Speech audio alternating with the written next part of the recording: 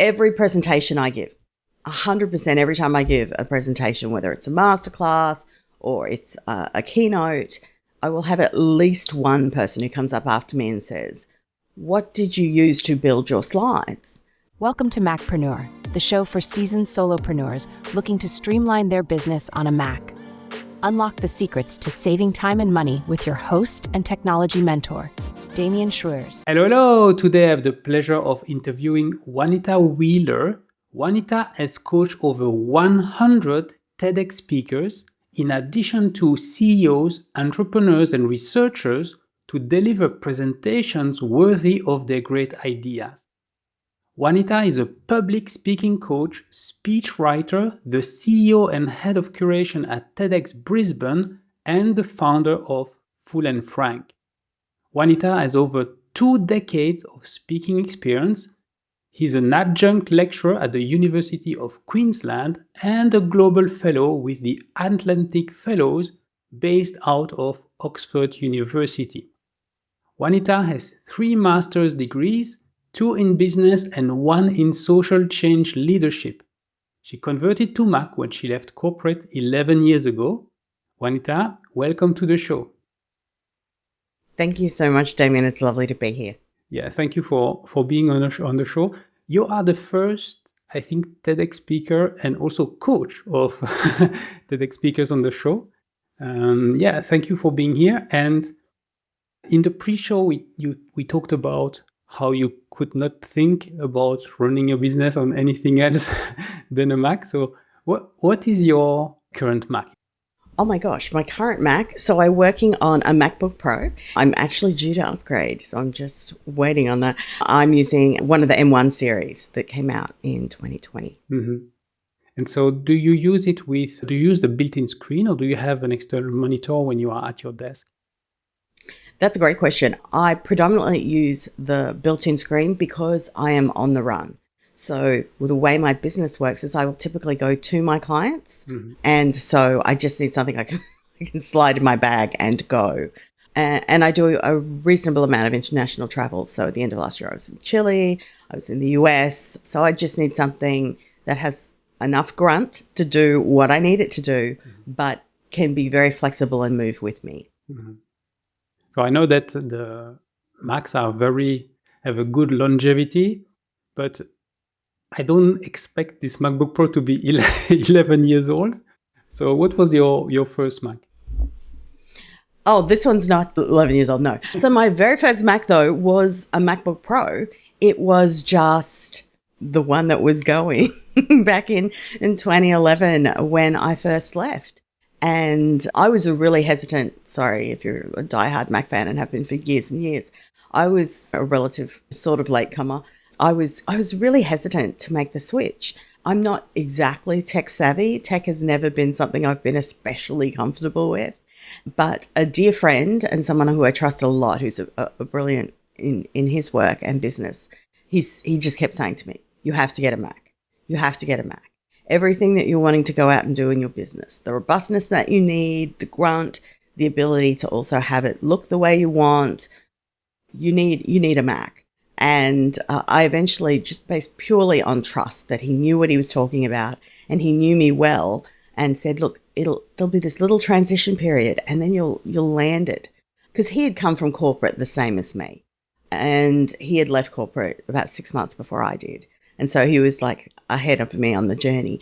He's like, "Get a Mac, get a Mac, get a Mac." And he's a graphic designer as well. So he'd loved Macs for some time. So I did. And I think the thing that mostly appealed to me is once I got over those tiny little things like scrolling and different shortcut keys, I realized Macs are more intuitively aligned with my brain.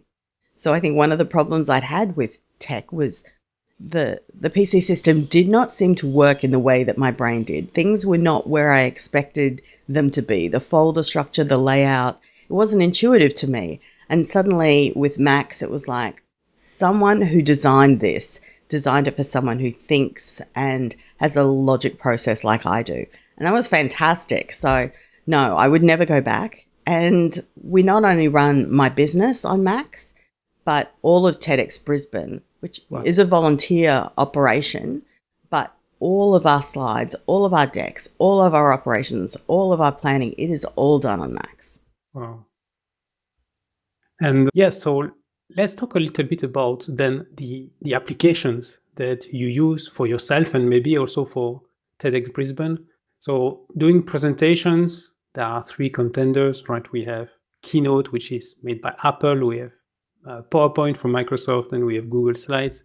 We could say number 4, Canva, because I've had a bunch of guests in the past who are using Canva as well for making a presentation. So what's your presentation tool of choice? Hands down, it's PowerPoint. It's at different times, and I've investigated others as they came up. The ones you mentioned, but also, like Prezi, and they seem to come as like a flash in the pan, and people are very excited. Canva is definitely one that a lot of my clients are looking at right now, going, "Oh, I can do this in Canva."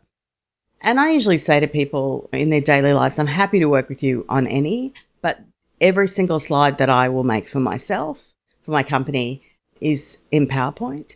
And we only accept PowerPoint slides for TEDx. We won't accept anything else. And I think sometimes people are a bit, "Oh, but this is what I use." You can't do that in PowerPoint. And I think there's a lot of, somebody's looked at PowerPoint 10 years ago, or they've looked at PowerPoint 8 years ago and what it could do then compared to others. And PowerPoint keeps getting better. It's learning, it's adapting, it's taking on some of the things that you previously could have only done, for example, in Keynote. So it's getting better all the time, and that's great. But I think the other thing is, a lot of the things people say, you can't do that in PowerPoint.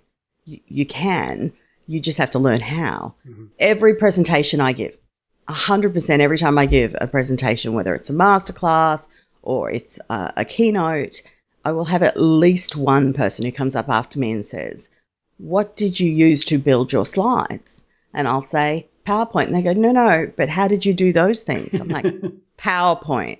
There is definitely this misconception that you cannot do cool things in PowerPoint, and you absolutely can. You just need to do a little bit of Googling and a bit of research. It's a lot more powerful than people think. Mm-hmm.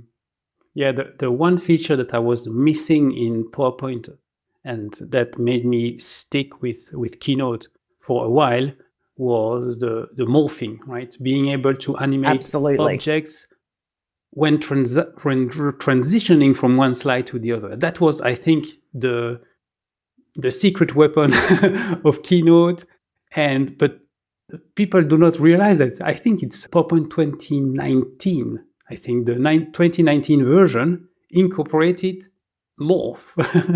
And so for 5 years at least, we can do the same in PowerPoint now. And that I can only encourage our audience, our listeners, to check out the morph transition. It's really great.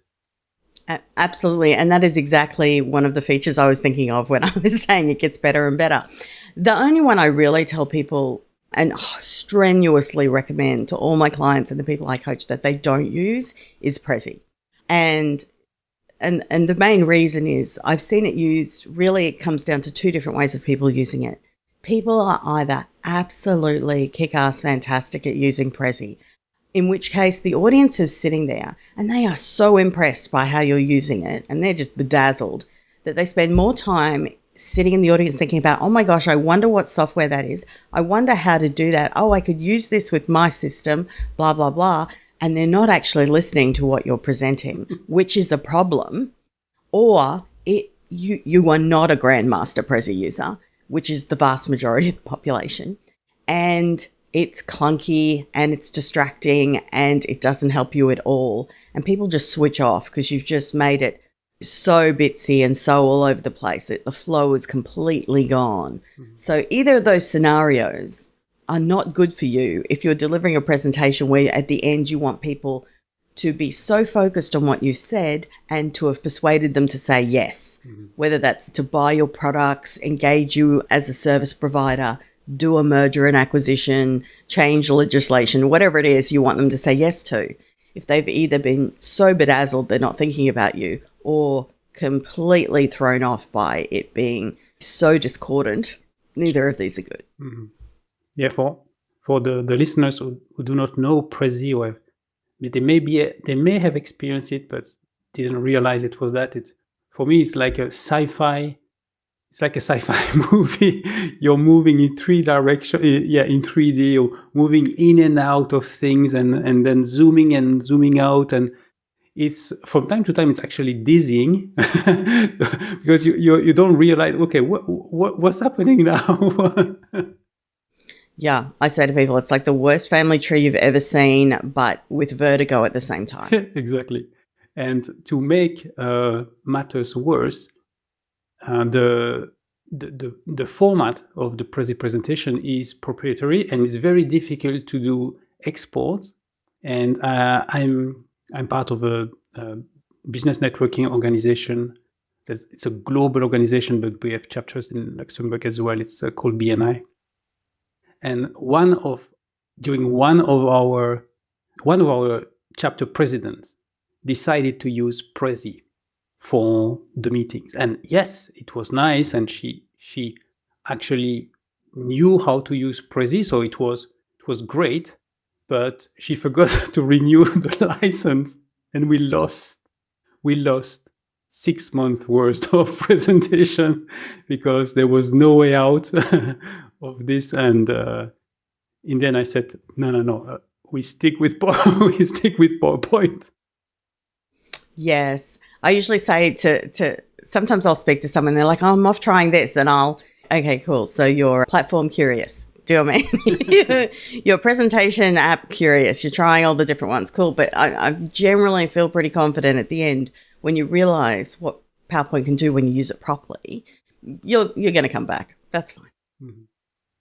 And do you have you seen people using Keynote for their presentation, for a TEDx talk, for instance, and then because you only accept a PowerPoint file, that they export as a PPTX, and you have issues on your site? What's your experience with that? We don't let them, if it's for our TEDx, we won't let them build it in anything but PowerPoint because, yes, there have been issues. So we're like, no, you don't build it somewhere else and then export it to PowerPoint. We don't play that. Also, because the way we run TEDx is we have 4 sessions in a day. It's a huge day. It's 12 hours and it's interlaced. They're 90-minute sessions. They're interlaced with musicians and performers. So it's not just someone talking at you for 90 minutes. So it's wonderful. But we will do a full slide deck. So we have a master slide deck for each of the 4 sessions, because you do not have time and you do not want to add any complexity into the production scheduling. So we will have a single slide deck that is a master deck for each session. So it will have every person's slides in there, plus it will have the front of house slides reminding people to turn off their phones. It will have interstitial little videos in between when we need a palate cleanser, because maybe it was a very deep and challenging topic. And so then we'll want something very light to just bring them back and let everyone take a breath and have a little giggle. But that is all in a single deck. So the person who runs our decks, because we do not let our speakers run the decks, they are not clicking. I mean, if we will have rehearsed beforehand, and we have a technician who does our slides. That's his job for the day. And so he will learn the scripts beforehand. We will have production scripts for him that say exactly between which 2 words the slides change and which slide it is. And he will have done the rehearsals with them well before event day. And so somebody else is controlling that deck the entire time it goes through. Mm-hmm. So it's a seamless operation, but we are not switching between files within a single session. So because they all have to be exactly right, and we can't allow the part of their specific insert into that master deck to have any issues. No, it gets built in PowerPoint and it is then done in PowerPoint. And our word is law. I mean, we love our speakers and we treat them really well, but here are the rules and you don't break them if you want to walk on the stage on that day. Mm-hmm. Yeah. Very good. So apart from a presentation app, what else do you use on your Mac to run your business or to organize stuff for TEDx? Oh, there are so many things. So, I mean, my daily, just straight up thing, first thing every morning is clean my Mac, which just keeps things flowing and keeps things crisp and clean. So I love it. I do a lot of live presentations. So I do online workshops and masterclasses. And so for that, I use Ecamm, which is a Mac tool that I love. It allows me to do some cool things like picture in picture. So people can, when I need to show a slide for a while, a PowerPoint slide, it's not at the absence of having that human connection. So it'll let me have a little nice circle picture in picture of me talking while they can still see the slides. It works nicely with Stream Deck, so you can make those switches and changes as you need without actually having to have somebody behind the camera. So if you're up and doing something, often I shoot in time zones that are friendly to the US or the UK, so it can be really early in the morning or really late at night. So I'm the only one in this room doing it. I have nobody behind the camera to help me with transitions. So having something like Ecamm that works with a Stream Deck allows it to be a one-person show. And then there are all the regular apps most people use that I get the Mac version of. Basecamp is something that we use to run the project for all of our TEDx event. So we have the desktop app for Basecamp. We have Basecamp on our iPhones. We have Basecamp on our Macs, which is, for those not familiar with Basecamp, it's project management software. So we can list every single task that we have to do to get from here to event day. All the tasks involving the scripts, all the tasks involving venue bookings, catering, ticketing, sales, the whole thing. If somebody asks me a question, my favorite thing is somebody will ask me a question and I'll just have this little emoji back, this little meme that I send back. It's like, if it's not on Basecamp, don't ask. So there's a wonderful search tool in Basecamp. So I'm like, just go in, use the search tool, and you can type in any word and it'll immediately come up. And it is, I cannot tell you how many hours of my week, every week, that is saved since we embraced Basecamp and started having it across everyone's Macs, iPhone, everything.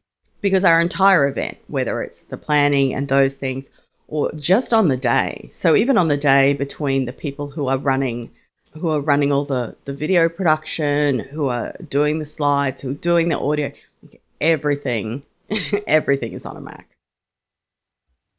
Yeah, Basecamp, if I remember correctly, it's one of the OG software as a service kind of systems out there, project management, completely web-based. Mm-hmm. And yeah, I've explored Basecamp when I started EasyTech, but because I'm still on my own, didn't make much sense. But for collaboration, yeah, it looked like a great solution. Yes. And I mean, I've looked, you get curious about, oh, what's this other platform? Is it going to be better? Is it going to be worse? And then you have to allow him for the switching the entire team across to something and skilling them up. But like, I haven't, for our particular needs and the way we work, Basecamp for the win. If you need to know something about our event or a task that has to be done, you just get on Basecamp and search it. And it's highly unlikely that you won't find the answer. And if you can't, then it means we didn't put it on Basecamp and that was our mistake, and we'll make sure it gets on there now. Mm. If I come back to Ecamm Live, there are 2 levels of subscriptions. Which one do you use? That's a really great question. It will depend on what season of work. So I will have periods where I am mostly delivering courses and I am focused on delivering my online classes. So that is not something I require a higher level of Ecamm for. So I will use the lower level when I'm there. But when I go through an intensive season, like I'm about to, where I'm about to do a series of 4 online masterclasses, and then I have a number of other live streams coming after that where I will be coaching, then I will step up and get the higher level that gives me all of the extras that I want. Mm-hmm.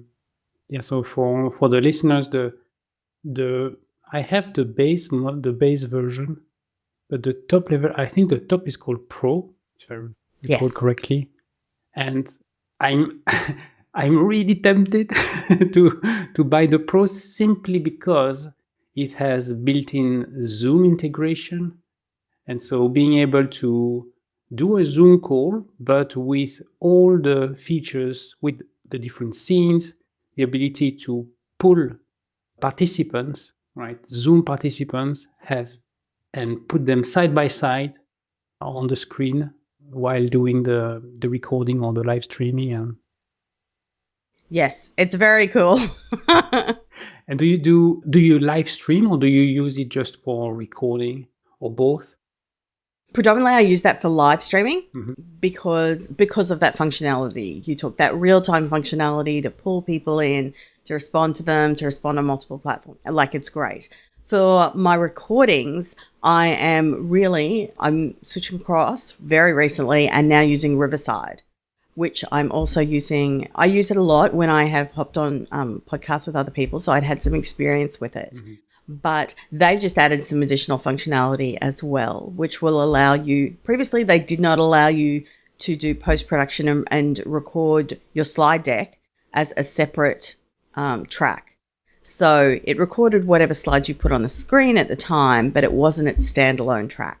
Whereas now you can do that in post-production, which was one of the real deterrents to me using that. I was still doing it very, very manually, which is fine through iMovie and other tools like that at times, using something from the Adobe suite. But no, I think I'm going to really give Riverside a go this year for my recordings. But 100%, if I'm doing it live and I want that interaction and I want to be able to bring people in and have that integrated Zoom, Ecamm has been fantastic. Mhm. Yeah, and that's I would say, one of the gems of being on the Mac platform because it's Mac only. And whenever Yes. Ecamm is mentioned in groups or communities, online communities that I'm part of, I always see the Windows people a bit jealous that it's a Mac only app. And honestly, I forget that it's Mac only. And a lot of people, after they see one of my presentations, will say, I'll get the messages in the feedback form. How do you do that? How do you do that nice, round, picture in picture and da da da? And I will say, oh, it's Ecamm. You can get it online. I have no affiliate, but Ecamm. It's great.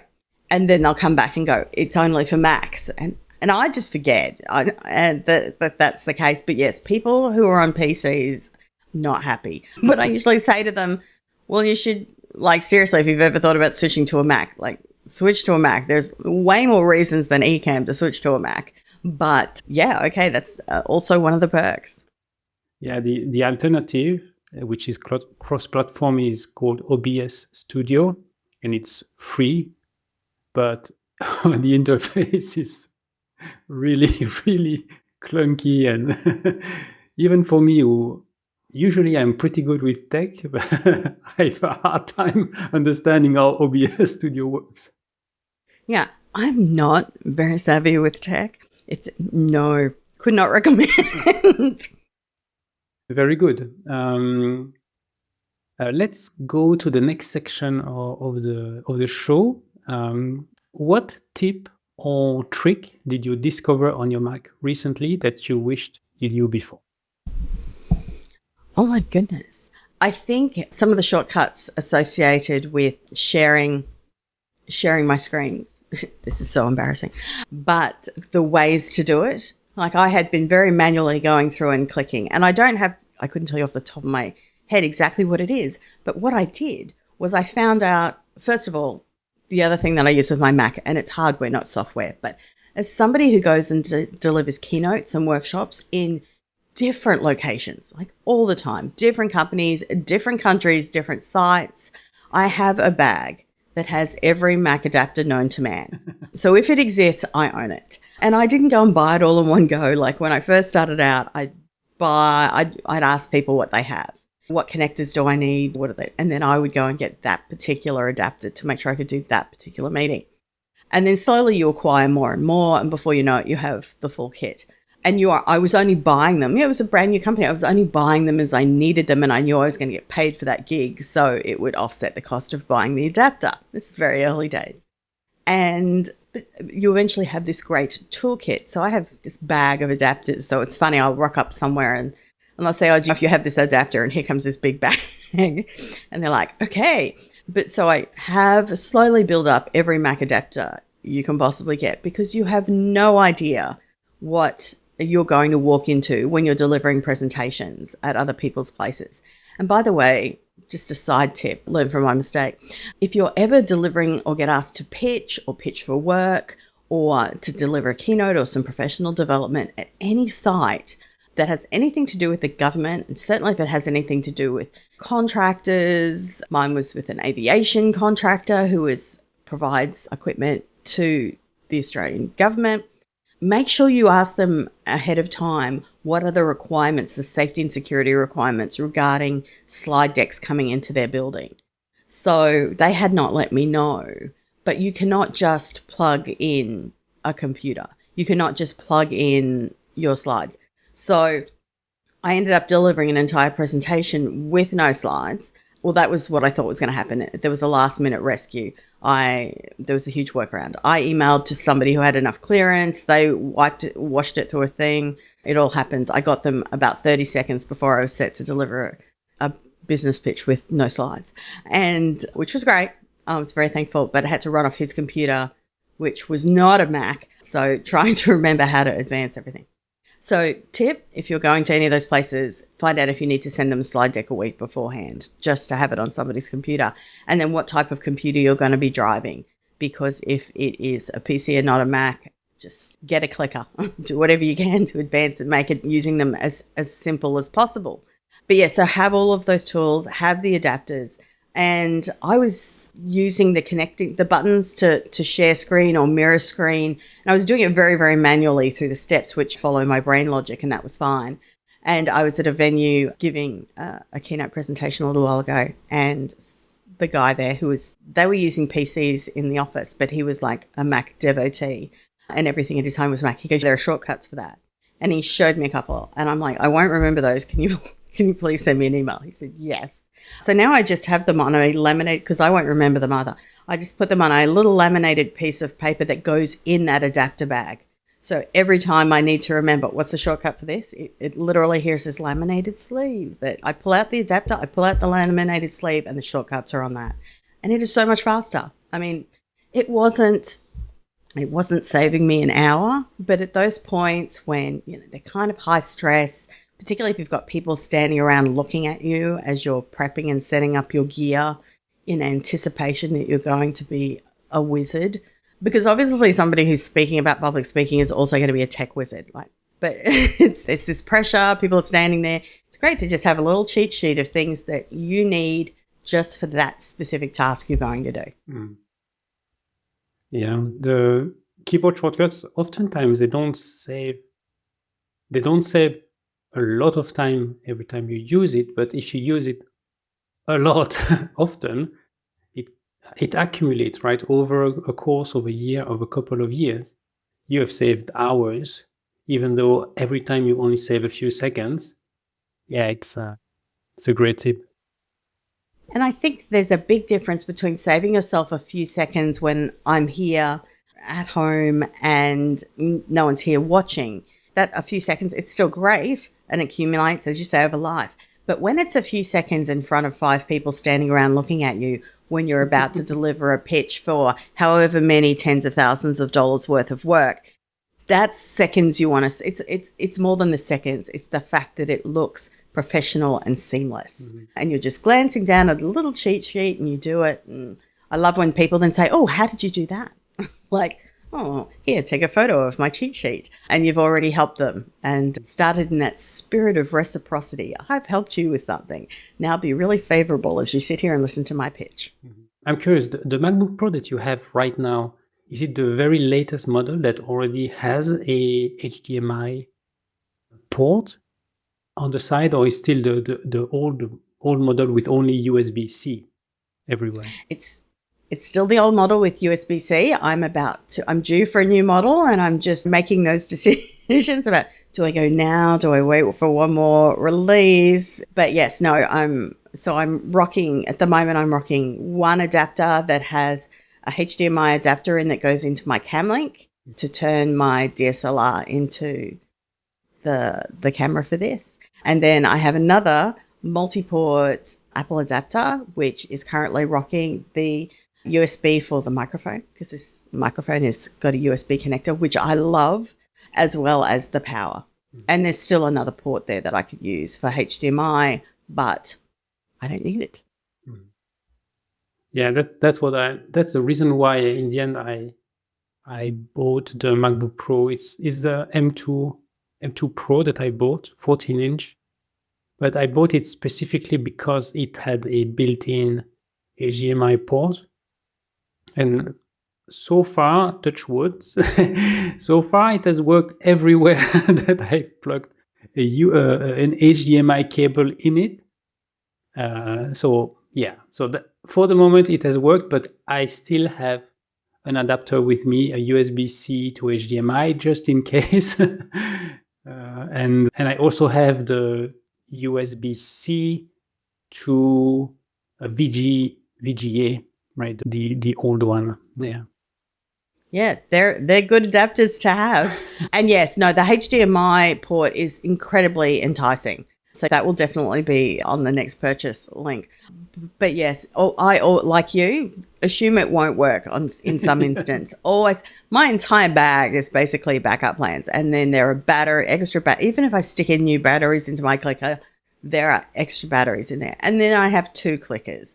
And basically anything that could go wrong, I have multiple adapters of different combinations. So I think I have a HDMI adapter on 3 of my different port on 3 of my different adapters. So if this one's not working, I've got this and I've got this and I've got this. I try not to piggyback adapters, but there have been times in foreign countries where last minute things. Also, even when people tell me, when I send my slides ahead and people say, we've got your slides and it's all set up and we have all the adapters and we have the clickers here. I'm like, I am still taking every one of those things, because one error or one drama or someone accidentally leaves the wrong chord at their venue, I do not want that to reflect me when I stand up and pitch. So my advice to anybody who's ever giving presentations is, people put in so much work as a general rule when they're really masterful doing great presentations. You don't want to rock up and have that thrown off because you believed and relied on somebody saying they'd have the right adapter. Take your own. Mm-hmm. And yeah, it reminds me that sometimes you will end up in a company that has decided that they would do wireless transfers, and they have a system called Barco. And that means that you have to plug a USB adapter. And there, once I got caught, first of all, I got caught the day I went to just check the tech. So because I'm doing IT training for corporations, so I go Right. and visit. I think like you, right? I've seen maybe all the multimedia kind of systems that they can have in corporations. But that day I do that every time. Before I do my first training session, I organize a visit of the training room 2 weeks before to make sure that everything works properly. And I remember that. So my MacBook Pro has only HDMI or USB-C, and they had a USB-A plug for the Barco. So the Barco is like a little dongle with a button. So you plug the dongle on the Mac, then you have to run some software. The software connects wirelessly, and you have to push the button to connect wirelessly to the multimedia system, to the TV basically. And since then, I always have a USB-C to USB-A adapter because you never know if they have the old dongle or the new dongle.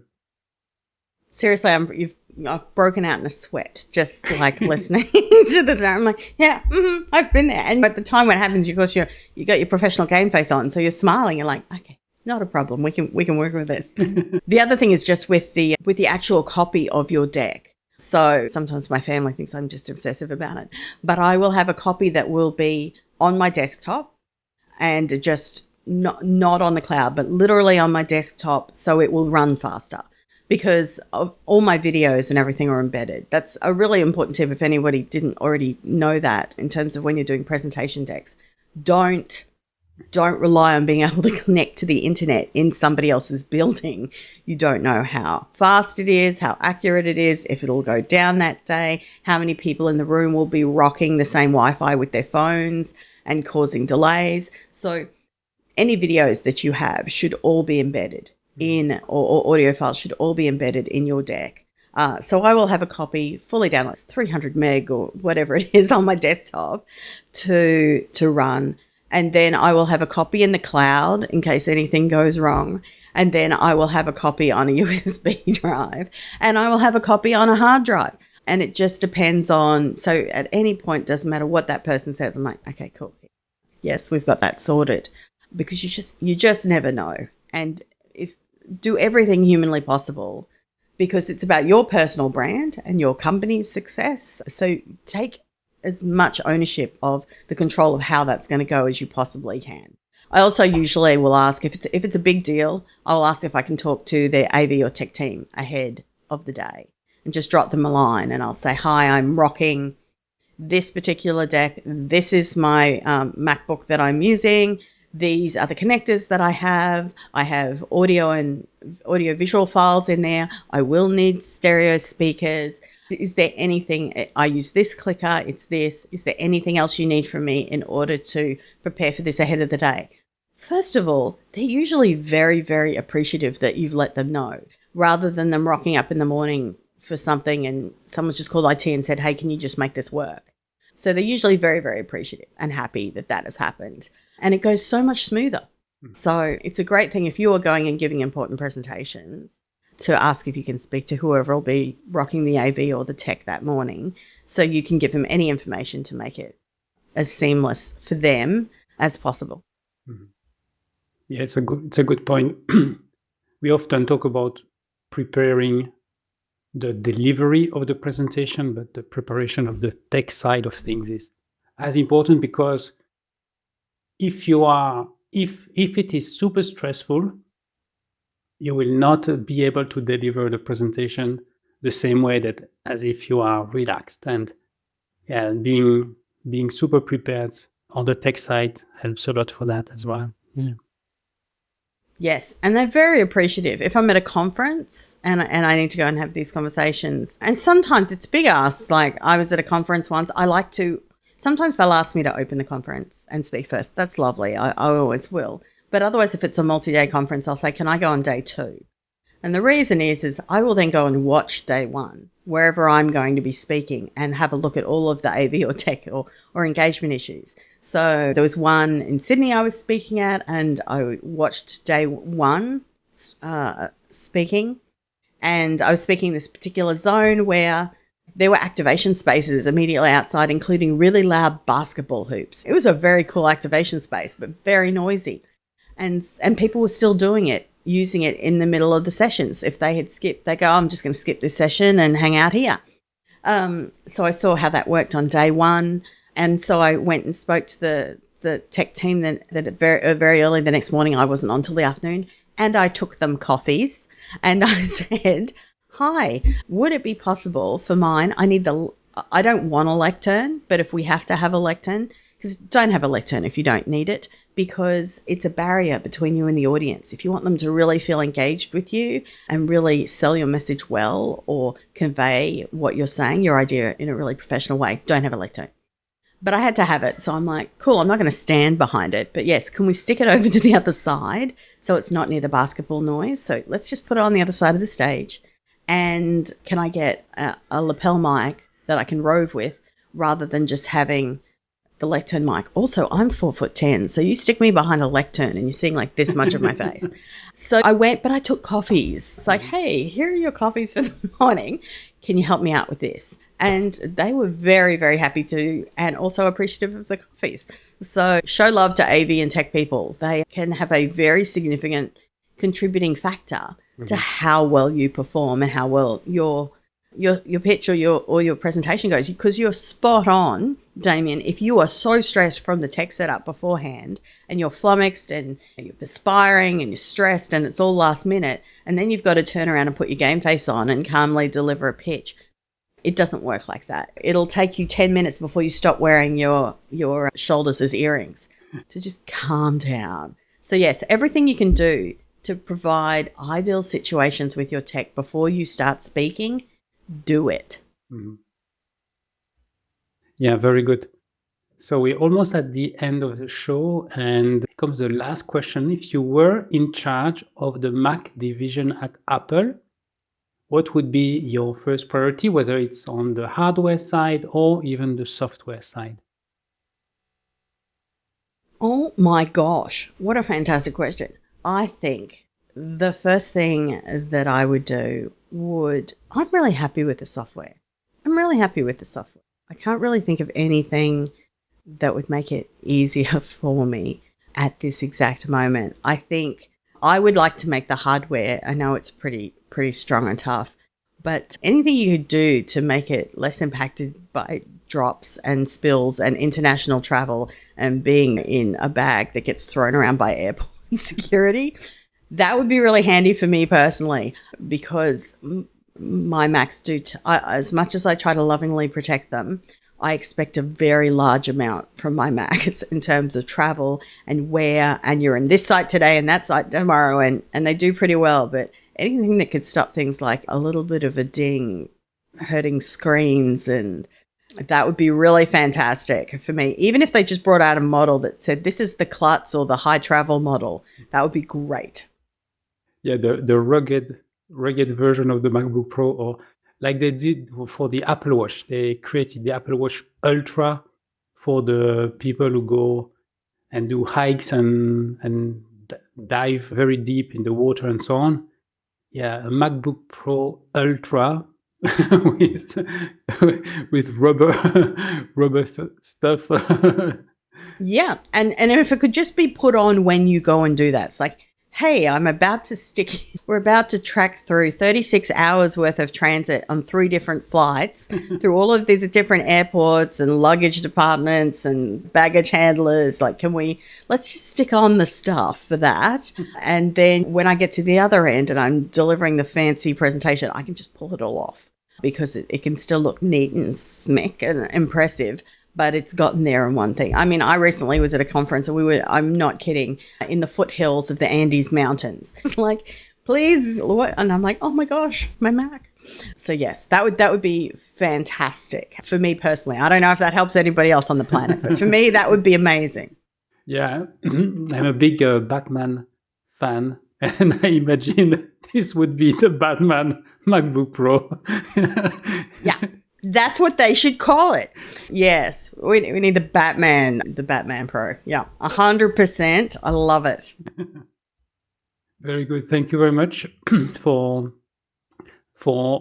getting up early, because just remind the listeners that Juanita is from Brisbane and we're recording a bit early for for Juanita. So thank you very much for waking up for Macpreneur, for the audience.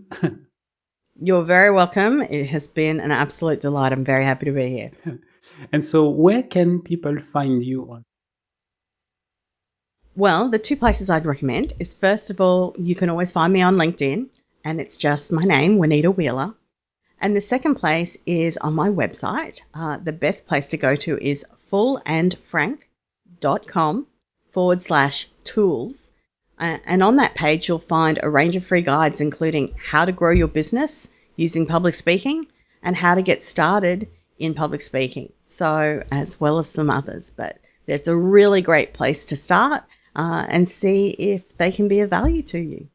Yeah, thank you very much. I will put all those links in the show notes for the listener to have a look at. Wonderful. Thank you so much. And so if, like Juanita, you would like to share how you are using your Mac to run your solopreneur business, it's simple. Just visit macpreneur.com/apply. If you are already on Podmatch, just click on the button and you will land on the show profile. Otherwise, fill the application form and I will get back to you within a few days. Once again, it's macpreneur.com/apply. In the comments below, please share your main takeaway from this episode. And if not done yet, please subscribe to my channel so you will get more helpful tips on how to run your business on your Mac. And until next time, I'm Damien Schreurs, wishing you a great day. Thank you for watching the Macpreneur podcast. If you've enjoyed the show, please leave a comment and share it with a friend right now.